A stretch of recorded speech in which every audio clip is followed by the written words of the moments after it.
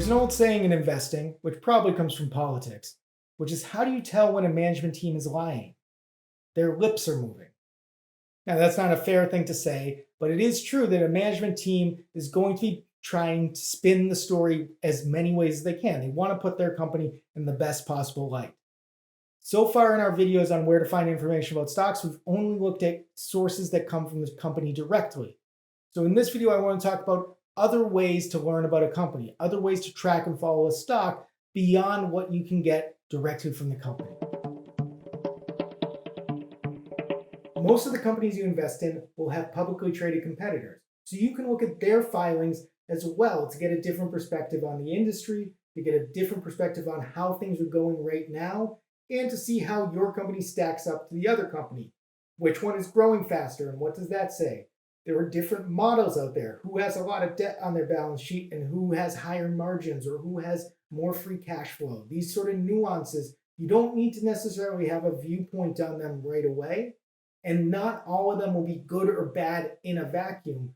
But being able to understand the differences between these companies is vital. And being able to understand why one company is saying good things and everything's sunshine and roses and the other is gloomy will be useful and will help you understand which of these companies is the right one to invest in. That's another benefit of looking at competitor filings is sometimes you start looking at company X and then realize actually company Y is the one that you want to invest in. This is where looking at competitor filings will widen your perspective and give you a fuller view of what's happening so you're not just taking the management team's word for it at the original company. What other people think about your stocks ultimately does matter, if only because at some point you want the price of your shares to go higher and you need other people to buy those shares for that to happen. I find that it's helpful to track my stocks in financial media and on social media to find out what's going on and what other people are saying about the stock for that reason.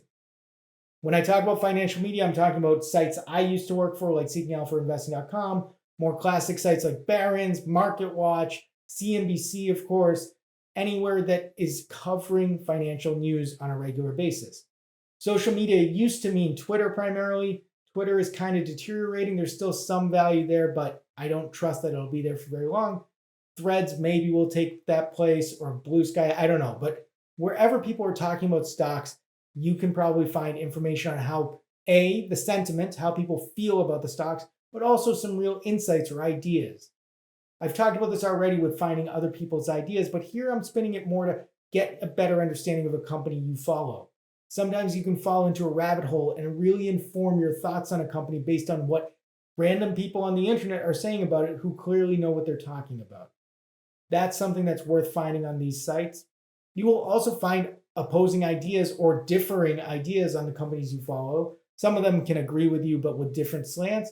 But the most valuable, if you're somebody who's buying shares, who is a long investor, is to read short ideas on the company you follow. Those short ideas, when well written, are often coming from professional, highly skilled investors because shorting tends to be more advanced than buying shares. But more importantly, it spells out the bear case. It's the most helpful thing to you as a long investor to see where could I go wrong? What are people betting against me on? That'll help you understand where to focus your study to shore up your weakness or to realize that it is a fatal weakness and you should move on and sell the shares. In all of this context, I would also add online message boards, Reddit, and so on, anywhere where people might gather to talk about companies or talk about industries, often anonymously, where they feel more comfortable sharing real information about these different companies or developments. That can be a valuable piece of your information. And a last thing I would throw in here is local news, which will put the news on your company into a more local context. This is more for smaller companies. You don't need to look at the Washington papers to read about Microsoft or Amazon, but I'm talking about more local situations where you get a better longer term perspective on what this company means, what its history is like, whether this recent development is surprising or not surprising, and so on. And that can be helpful to you as a final piece of information from the media. There are two main things you can get out of looking at job sites like LinkedIn and Glassdoor. LinkedIn will offer you any new job postings at a company, which can be really needle moving. If you see where a company is planning to invest and planning to hire, you might get insights into their strategy. I'll give you an example. 3 years ago, Twitter had a posting for an engineer of some sort who was going to work on a subscription product, codenamed Griffin. When everybody found out about that on Twitter and in the financial ecosphere, Twitter's shares took off 5 to 10%. This was because everybody said, oh, Twitter's finally going to launch a subscription product. They saw evidence of it. Now, it took 2 years for Twitter to do that, and then they sold themselves to Elon Musk, and now we don't have to go into that, but it's an example of where LinkedIn can be valuable in your research. Glassdoor and LinkedIn to a lesser degree can also give you a sense of the company culture and how people feel about management from the inside. Are people excited to work at the company? Do they like the CEO? This is not always going to be a conclusive signal. A lot of tech companies had great ratings going into 2022, and then they hit a bear market, did layoffs, and of course, CEO ratings and company ratings declined. But it's worth understanding how employees feel about the company. And this is something that you can find from Glassdoor. There are other anonymous job posting sites like that, but Glassdoor is the most well-known one and worth keeping on your radar. One last place to look at is industry-specific publications. I'm talking about websites, trade publications, journals, anything that really goes into the weeds on a given sector. For smaller sectors especially, this can be useful. One company I invested in was in dredging. There was a dredging news website where I could see all the different bid wins and bid losses and so on, which was helpful for me to put that company into a broader context. There's another website I came across recently called Footwear News, which isn't going to be super helpful for learning about Nike, but as we get to smaller footwear companies, it can give me some added insight that I might not find in the national media. These industry-specific publications can sometimes be in the weeds, they can sometimes be focused on the trees and miss the forest, and they can sometimes be over your head with their jargon and their specifics.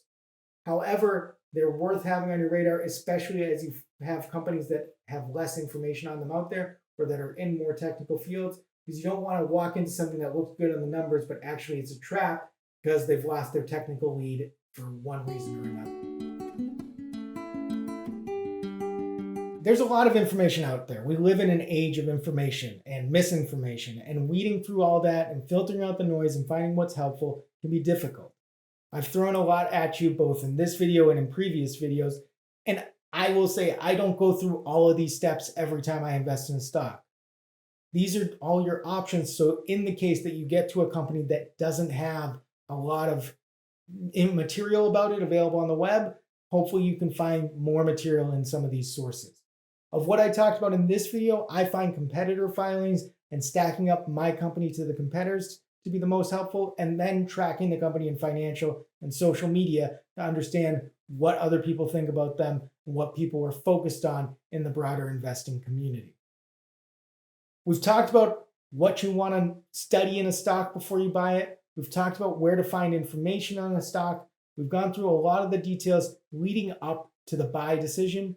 In my coming videos, I want to talk about what I actually look for when I'm investing in a stock. What are the criteria in the company I want to see? What are the criteria in the stock I want to see? And then we'll go into some examples from my investing, from other famous investors in that case, other investment cases, to learn how it works in practice and how do we translate everything that we've talked about so far into actually buying stocks. Subscribe to this channel to get those videos when they come out. We're going to be working on them starting next week. Stay tuned for more. Leave a comment if you have any questions. Check out shortinvestingguide.com for fuller information on all of these topics. Thank you for watching. See you next time.